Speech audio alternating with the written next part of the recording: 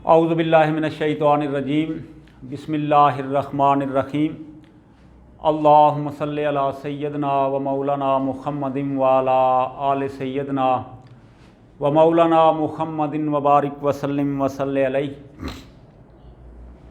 Rabbi यस्सिर व ला तुअस्सिर व तम्मिम bill खैर व बिका नस्तगीस। डियर स्टूडेंट्स, मैं मोहम्मद शब्बीर नकीबी आपसे मुखातब हूँ। आज का हमारा लेक्चर नंबर 22 है। सब्जेक्ट हमारा उर्दू है और सबक का उन्वान है इम्तिहान। इम्तिहान के साथ साथ हमने इस सबक की मश्क, जिसमें मुख्तसर सवालात हैं और बाकी मुख्तलिफ़ चीज़ें हैं, वो पढ़नी हैं।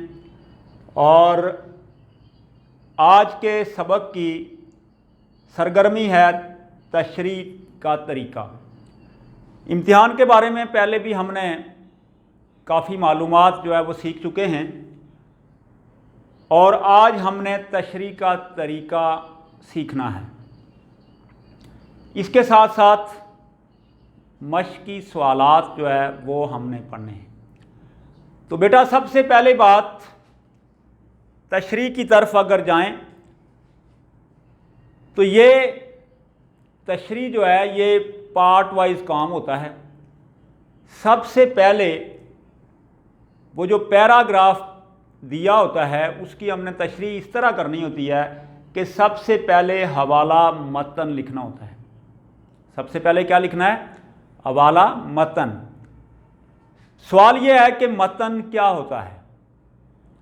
मतन हर तहरीर शुदा चीज़ को, हर लिखी हुई चीज़ को मतन कहते हैं।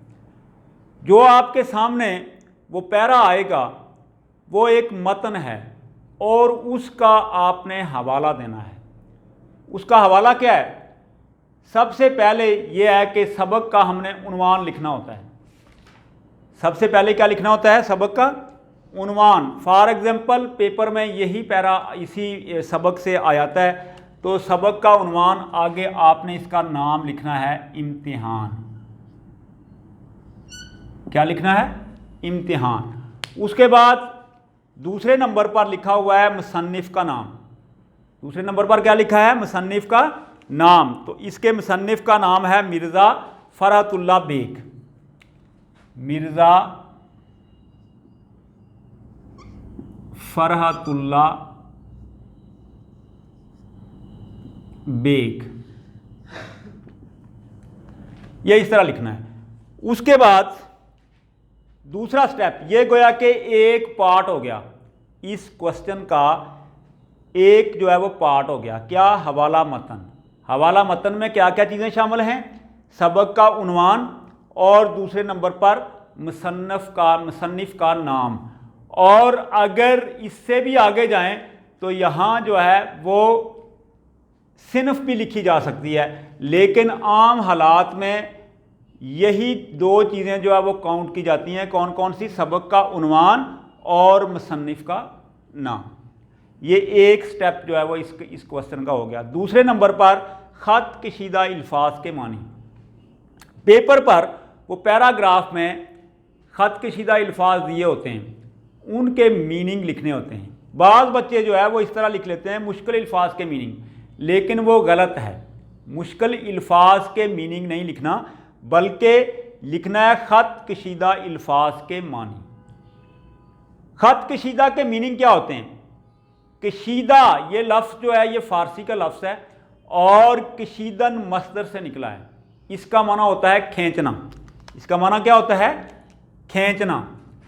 और ख़त का माना ख़त ऐसे, यानी क्या क्या है कि ये जो लाइन लगी हुई है ये ख़त है और ये खींची हुई है। तो ख़त कशीदा वो अल्फाज जिनके ऊपर ख़त खींचा गया है उनके मीनिंग आपने लिखने हैं। उनके मीनिंग आपने लिखने हैं। ये दूसरा स्टेप हो गया। पहला स्टेप क्या था? हवाला मतन। और दूसरा स्टेप क्या है? ख़त कशीदा अल्फाज के मीनिंग। तीसरे नंबर पर सियाक़ व सबाक़।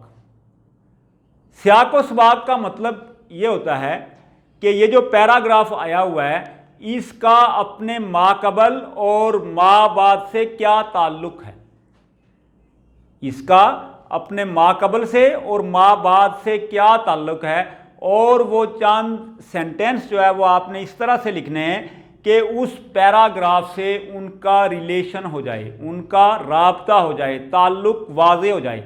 ये है क्या है, सियाक व सबाक, यानी पैराग्राफ से पहले और पैराग्राफ से बाद का में जो चीज़ें आई हैं उनका तज़किरा करना मुख्तसर अल्फाज में 4-5 लाइनों में। और बाज़ औक़ात ऐसे होता है कि पेपर में पेपर सेटर ने सियाक व सबाक का हवाला नहीं दिया होता, यानी सियाक व सबाक का पूछा नहीं होता। अगर उसने नहीं पूछा तो फिर लिखने की ज़रूरत नहीं है, टाइम की ज़िया है। अगर पूछ लिया है तो फिर आपने सियाक व सबाक जो है वो लिखना है। नेक्स्ट जो है तशरीह का पार्ट आता है। तो गोया कि इसका एक पार्ट जो है वो क्या हो गया, हवाला मतन। दूसरा पार्ट क्या हो गया, खत कशीदा अल्फाज के मीनिंग।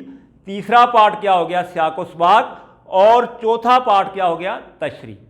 चौथा पार्ट क्या हो गया, तशरीह। तो तशरीह में जो आपको पैराग्राफ आया है उस पैराग्राफ को वज़ाहत के साथ लिखना है, खोल कर बयान करना है। और उसमें हवाला जात भी लिखने हैं। उसमें क्या है, हवाला जात भी लिखने हैं। जैसे कि मैंने ये आप अपनी नोटबुक पर नोट कर लें, ये हवाला जात ये इम्तिहान सबक के बारे में ही है। कहीं से भी अगर पैरा आ जाए, कहीं से भी पैरा आ जाए तो आपने कोटेशन के तौर पर ये जो है वो क्या करना है, ये हवाला जात जो है वो वहाँ जो भी फिट आता है वो लिखने हैं। और नीचे कुछ अशार भी लिखे हुए हैं, ये भी आपने उसमें ऐड करने हैं। जब आप जो है वो क्या करेंगे, ये हवाला जात देंगे तो मुम्तहिन पर अच्छा असर पड़ेगा और आपको वो इंशाअल्लाह अच्छे जो है वो नंबर भी देगा। पहला हवाला है लैसा लिल इंसान इल्ला मा सा। कुरान पाक से ये हवाला है, क्या है कि लैसा लिल इंसान इल्ला मा सा। अगर आप अरबी इबारत नहीं लिख सकते तो इसका तर्जमा लिख लें कि इंसान को वही मिलता है जिसकी वो कोशिश करता है। इंसान को वही मिलता है जिसकी वो कोशिश करता है, ये जितनी वो कोशिश करता है उसको उतना ही मिलता है। दूसरे नंबर पर है इन्नल्लाह ला युगय्यिरु मा बिकौमिन हत्ता युगय्यिरु हो।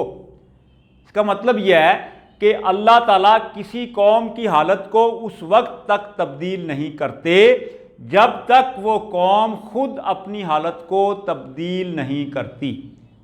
यानी कि इससे ये साबित होता है कि अगर हम अपनी हालत को तब्दील नहीं करेंगे, हम बेहतरी की तरफ नहीं जाएंगे तो अल्लाह ताला हमारी हालत को कभी तब्दील नहीं करेंगे।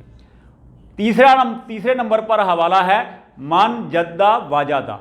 मन जद्दा वाजादा, इसका मतलब यह है कि जिसने कोशिश की उसने पा लिया। जिसने कोशिश की उसने पा लिया, या जिसने कोशिश की वो कामयाब हो गया। और नेक्स्ट जो हवाला है जैसा करोगे वैसा भरोगे। जैसा करोगे वैसा भरोगे। तो ये 4 जो है वो हवाला जात हैं, कुरान पाक में से भी हैं, हदीस नबी में से भी।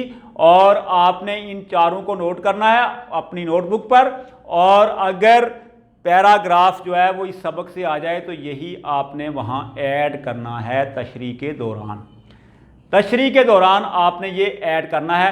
बेटा जब आप हवाला लिखेंगे, फ़र्ज़ किया इस पेपर की जो इस क्वेश्चन की जो मार्किंग है वो इस तरह होती है कि आपने हवाला मतन जो है वो लिखा है और ये सही है तो ये 1 नंबर आपका पक्का हो गया। उसके बाद ख़त कशीदा अल्फाज के मीनिंग भी आपने लिख लिए तो ये आपका 1 नंबर पक्का है। इसी तरह सियाक व सबाक भी आपका सही है तो ये भी 1 नंबर पक्का हो गया। और तशरीह के 2 नंबर हैं। आपने ये 2 नंबर हासिल करने के लिए ये काम करना है। कौन सा, ये हवाला जात का सहारा लेना है। हवाला जात जो है वो लाजमी आपने ऐड करने हैं तशरीह के दौरान। कौन कौन से, इस सबक के मुताबिक इंसान के लिए इंसान को वही मिलता है जिसकी वो कोशिश करता है।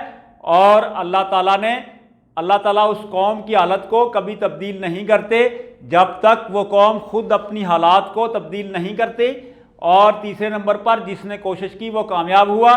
चौथे नंबर पर जैसा करोगे वैसा भरोगे। इनमें से कोई भी आप तशरीह के दौरान ऐड कर सकते हैं।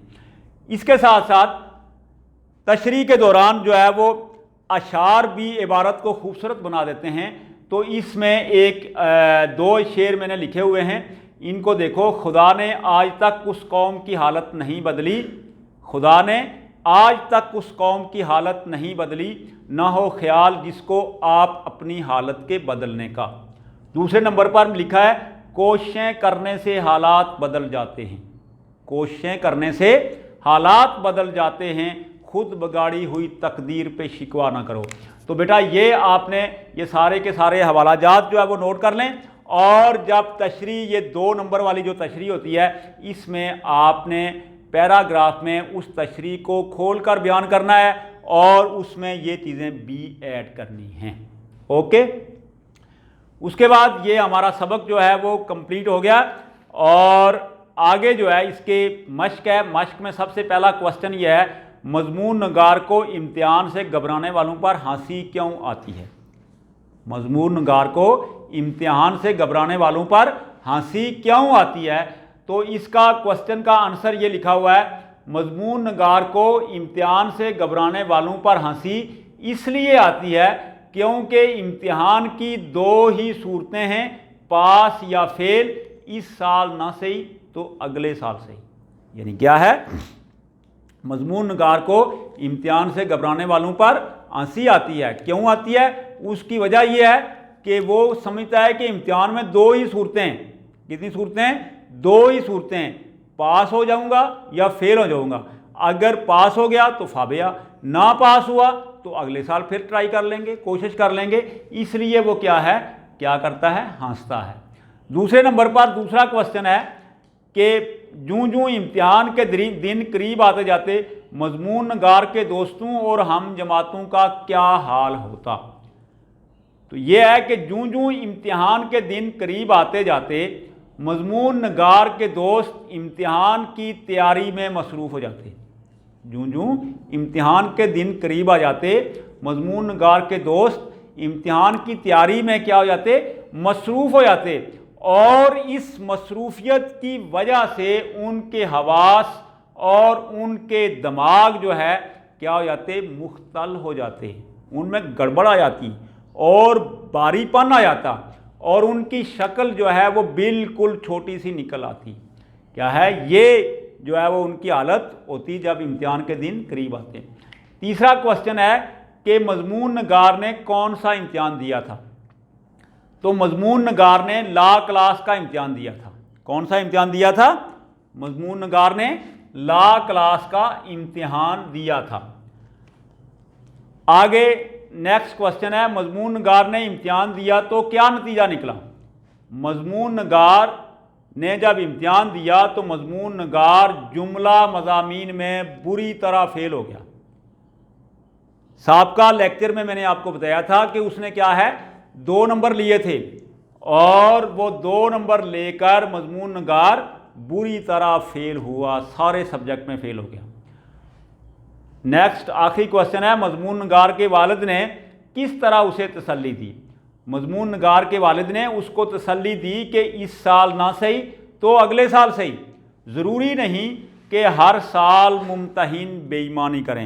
यानी उसके वालिद के ज़हन में, उसके माइंड में ये बात थी कि मेरा बेटा तो पूरा साल जो है वो बड़ी मेहनत से काम करता रहा, रात दिन उसने एक की और मुमतहिन ने जो है वो कोई बेईमानी की, तो इस वजह से मेरा बेटा जो है वो फेल हो गया।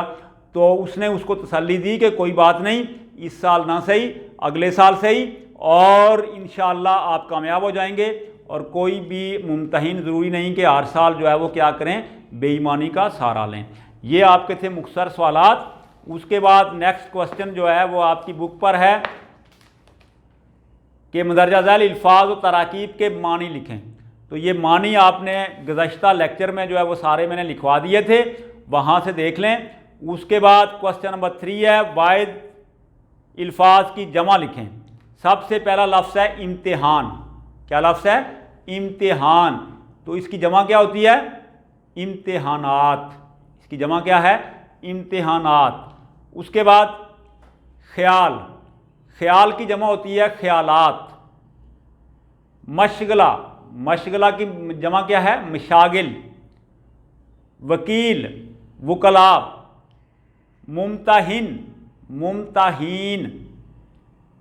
तदबीर का तदाबीर और मजमून का मज़ामीन। उसके बाद नेक्स्ट क्वेश्चन है इराब लगाकर तलफ़्फ़ुज़ वाज़े करें। ये आपके पेपर से के मुतल्लिक़ा सवाल नहीं है। नीचे जो है वो मतन को मद्देनज़र रखते हुए दुरुस्त जवाब की निशानदेही करें। ये भी आप जो है वो बुक का मुताला करेंगे, यानी कि सबक का मुताला करेंगे तो ये क्वेश्चन भी आपका सोल्व हो जाएगा। और एंड पर खाली जगह हैं, ये मतन को पेश नज़र रखते हुए खाली जगह को पूर करें। ये भी MCQs की शक्ल में खाली जगह जो है वो आ सकती हैं, फिलिंग द ब्लैंक्स। इनकी भी आपने स्टडी करनी है। जब आप जो है वो सबक की स्टडी करेंगे, उसकी रीडिंग करेंगे तो ये मुकम्मल तौर पर आपको इस बात की समझ आ जाएगी। और ये सबक अच्छे तरीके से आपने रीड करना है। आज का हमारा सबक जो है वो लेसन यहाँ ही कंप्लीट होता है। और क्या नाम है, ये लेक्चर जो है वो आपका इस सबक को अच्छे तरीके से पढ़ना और पढ़ने के बाद इंशाअल्लाह होगा। अल्लाह हाफिज़। आइंदा